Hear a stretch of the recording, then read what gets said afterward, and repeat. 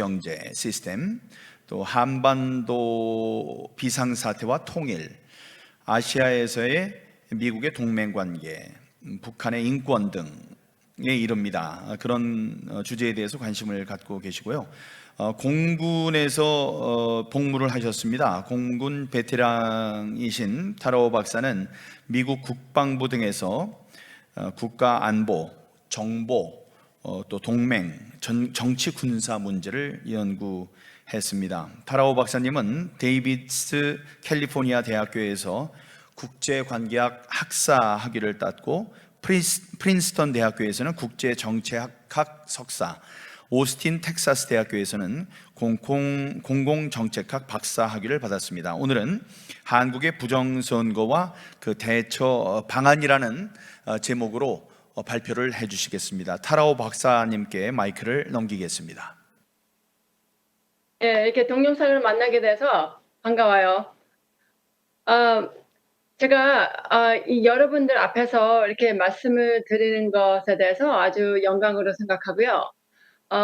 또 저를 초대해 주신 KCPAC에 아주 감사를 드립니다.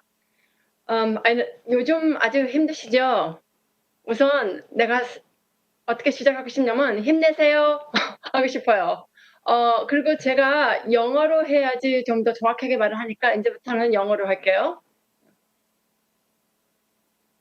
As some of you know, I've written about the election fraud in South Korea.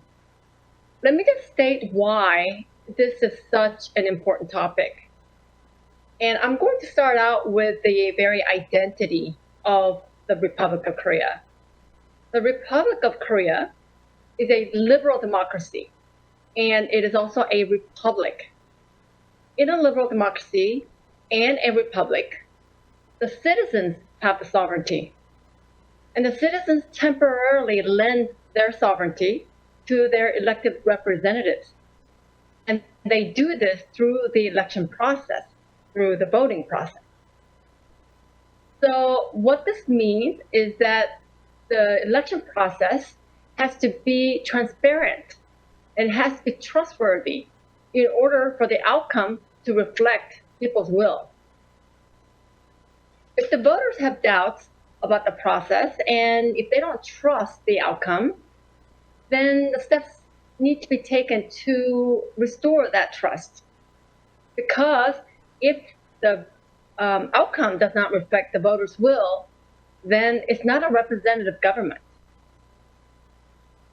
In South Korea's general election on April 15, 2020, the official outcome was 180 seats for 더불어민주 Party, or also known as the Democratic Party of Korea, and its satellite party. This is shocking. Gordon mentioned this earlier. 180 out of 300, that's 60%, which means that they can pretty much pass almost any laws, except the Constitution, any laws at once without the opposition input. So that is very dangerous. So let's look at why people are saying that fraudulent elections occurred. Let me begin with Professor Walter Mabaine's study, and I'm sure you've all heard of it. He has this statistical analysis of the election data using his e-forensics model. And this model has been used he has used it for a lot of different elections around the world. And what his model showed in the case of South Korea is that over 1.4 million votes were fraudulent. That's quite a bit. Of those, slightly over 1 million votes were manufactured, and about 360,000 votes were stolen from other candidates. So that's all pretty significant. His model also revealed that in certain districts, the fraudulent winning party was the Democratic Party. But in other districts, the fraudulent winning party was the United Future Party. So this issue is not about left or right, but it's an issue for all citizens of South Korea. This fits right into the discovery that there were more votes casted than the number of registered voters in Korea. And this alone should be enough evidence to basically throw out the elections and require a new election right away. But of course, that didn't happen. There was a recount in one district out of all the districts in South Korea, and that's only because there was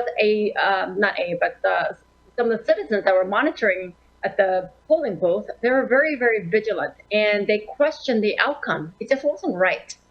So they basically reset the machine. They restarted the machine, the vote counting machine, and they proceeded to recount. And the second time around, the results were dramatically different. So this is how it was. Initially, the Democratic Party had 180 seats, and the United Future Party had 80 votes. So huge difference. But then after the reset, it was actually reversed. It was United Future Party that had more votes, 170, and the Democratic Party had 159. So that actually reversed the situation.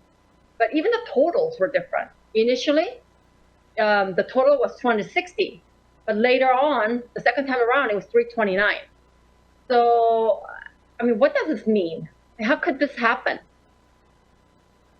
Well, let me draw your attention to this other video that has been out there showing a vote counting machine system at polling stations. And you may have seen this, but they're taking this machine out, and on the back of it, there are 4 USB ports. And there was a USB mouse, or there was a mouse plugged into the USB. These USB ports are serious security concerns. Anyone can plug in some sort of hacking devices in this USB ports, and that can soon take over the computers in a matter of seconds. These hacking devices can look very innocuous, like a mouse or a thumb drive or a phone cable, a keyboard. So it is very possible for this to happen. That brings to the next question. Did the voting machine have communications capability? And according to the National Election Commission, there is not supposed to be any sort of communications capability. But if you saw, again, going back to the video, the machine, it's actually a system. It's a vote counting machine, and then there are 2, what looks like consumer laptops and a printer. So these 2 consumer laptops, if that's what they are, then they have Wi-Fi and Bluetooth capability. So it has ability to communicate. So the problem of electronic vote rigging is that it's not easily observable to human eyes. Often it's not observable at all. So transparency is critical when using electronic means. The National Election Commission should release source code, and that'll help with this transparency issue. And I'll talk about that more later. If the machines weren't enough of a problem, the election network used Huawei equipment. And I know this has been brought up several times. The National Election Commission chose LG U+ 5G for its Wi-Fi network. The problem is that LG U+ uses Huawei equipment in its 5G network. And it doesn't have to be equipment at the polling station, because it's wherever the network is. It could be at the base station. It could be at the data centers. So that's where the Huawei equipment is. And if it goes through that, then it brings this other problem of China's Communist Party accessing and manipulating the data and the network and using them for nefarious purposes. And Gordon Chang mentioned this earlier. So this opens door for CCP interference in South Korean elections. Additionally, there were Chinese people actually working at this polling booth, which is just incredulous. We all know, and other speakers have mentioned this, China has been trying to exert influence over politics and politicians all around the world. The United States, Australia, Canada, European countries. In Taiwan, the CCP attempted to influence the elections there too, but it backfired over there, fortunately. China's intention to influence other countries is clear. So why would CCP exempt South Korea from its influence operations? The intentions there and the capabilities there. What steps has the NEC, the National Election Commission, taken to address the cyber vulnerabilities and concerns? None. The organization, which is supposed to ensure that the election process is transparent and secure and trustworthy, hasn't taken steps to even identify the problems. So that in itself is very, very problematic. Continuing on. There's also evidence of unmarked ballots that were ran through this vote counting machine and counted towards the ruling party because it was in slot number 1. These blank votes should have been discarded. They should have been just thrown away, but they were counted. And when Professor Mabane mentioned these manufactured votes, well, that's what these are, these blank votes. Despite the voters' request to install CC camera to prevent tampering, the NEC didn't install any. They refused to do so. Why would NEC deny measures that would enhance security and legitimacy? Let me point out some other anomalies. Pre-vote ballots were stored in duffel bags inside a gym. I mean, that's ridiculous. Gym is where you go work out. That's not where you store your ballots.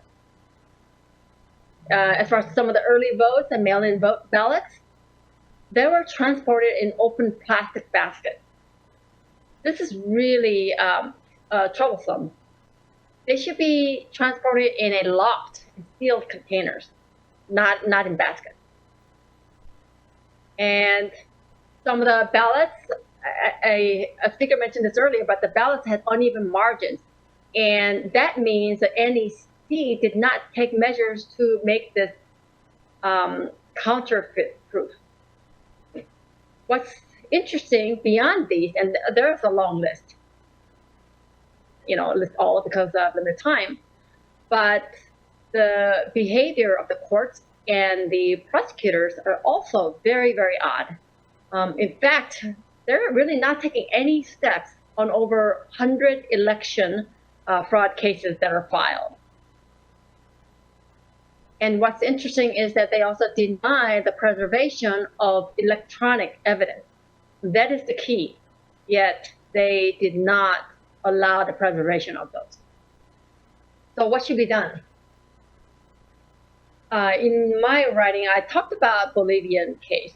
And in Bolivia, the international inspection team went there only after 10 days after the election. In South Korea, it has been several months already, and nothing has been done. What should have occurred right away is revalidation and recount of the votes. But in South Korea's case, with over 1 million fraudulent votes, the results really should be nullified. After the nullification, and after measures are taken to improve the election process, there should be a new election. And from what I understand, if a new election is to occur, it is a year after, so it'll be April next year. During the new election, because there's so many problems with the electronic vote counting machine, what should really happen is they really should be hand counted, doing it manually, just like Taiwan did. In January, in the early part of this year, Taiwan had an election, and this is how they counted their votes. They had one person who took the ballot, read it, and passed it on to the second person. And the second person then read it, and he held it up high for the audience, everyone out there, to see who people voted for. And this was then passed on to a third person who also verified it, who looked at it, verified it, and stacked it. And then there was somebody in the background who was telling everything on the whiteboard. And all of this was videotaped and placed on YouTube. That's transparency. And South Korea may need that level of transparency. So, there are other things that can be done. I mentioned earlier about the NEC releasing the source code, and as well as the schematics and details of the voting machine. That is something else that needs to be done. They also need to remove the USB ports because, again, there is vulnerability. And of course, the investigation needs to occur overall, but let's just say that it's something we desire, and we're still waiting for that to happen. One other thing that I'd like to point out is the behavior of the National Election Commission. It really should change its culture. I know that former Representative Min, he was one of the victims of this. The NEC really should change its culture from secrecy to transparency. It needs to change its culture from disrespecting the citizens and treating them like criminals to one that is accountable to citizens, the one that works for the citizens. Free and fair elections is one of the pillars of liberal democracy. So it's important to restore this lost trust in the election process and the system if South Korea is to remain a liberal democracy. Thank you.